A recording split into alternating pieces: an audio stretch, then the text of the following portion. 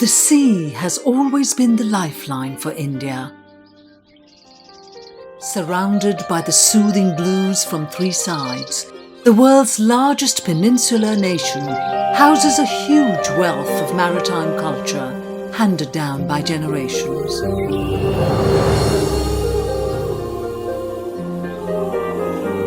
And this has been true since the beginning of civilization.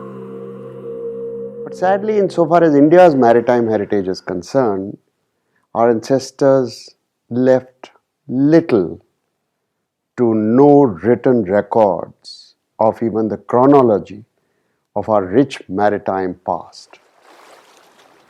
Expertise in navigation meant increased efficiency in overseas trade. The first trade was with the Sumerians, the Egyptians, and with Crete. And later it extended itself beyond the Roman Empire into Europe and Africa.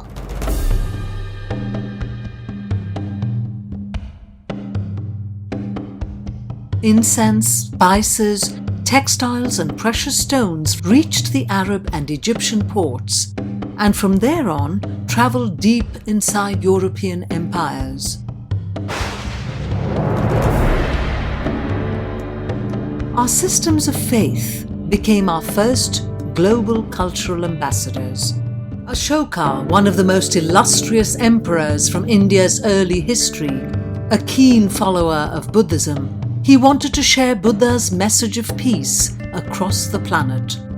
Ashoka ended up becoming one of the biggest global emissaries of Buddhism, which at that time was largely confined to India.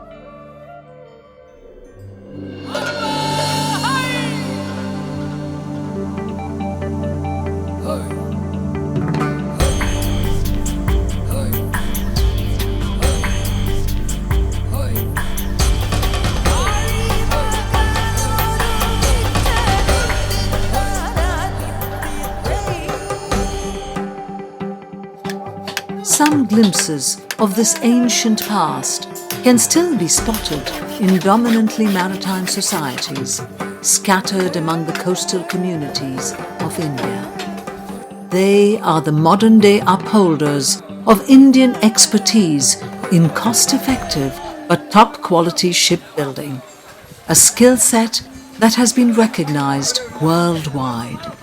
When it comes to warship building, the story was almost the same as for merchant shipbuilding because we missed out on the Industrial Revolution.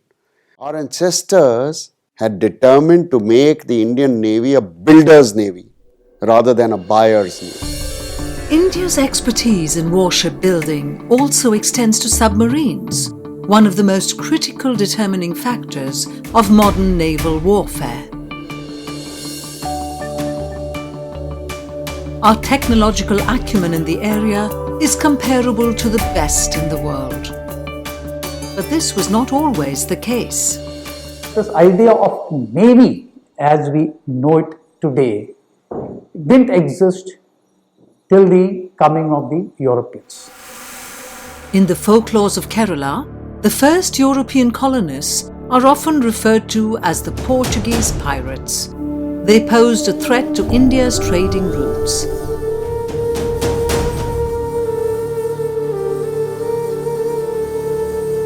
Local sea commanders of Kerala, particularly 4 generations of Murakars, were naval experts who specialized in stealth attacks. They fought the Portuguese and resisted their advance. In 18th century India, Kanhoji Angre, a Maratha fleet admiral of repute, acquired an almost mythical status as a Maratha navy chief. He was labelled a pirate by his European enemies because he fought against British, Dutch and Portuguese naval interests. Angre remained undefeated till his death. The Europeans ultimately won over, thereby starting 4 centuries of authority-based control of the seas. One could make a case that it was an inadequate appreciation of sea power that led to the colonization of India. And there is also, I think, an interesting technological dimension, which is that India had demonstrated the highest levels of shipbuilding acumen at that time.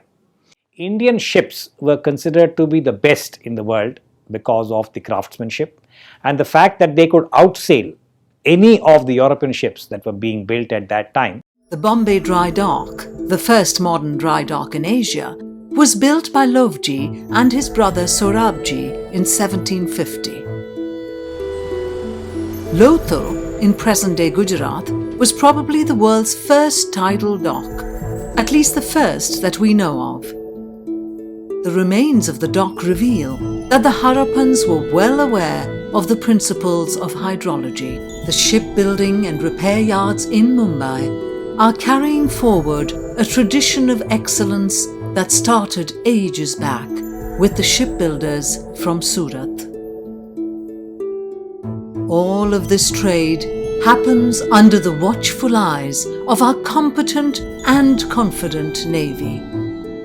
It not only remains defensive, it also ensures that it always creates and maintains bridges of friendship across the seas.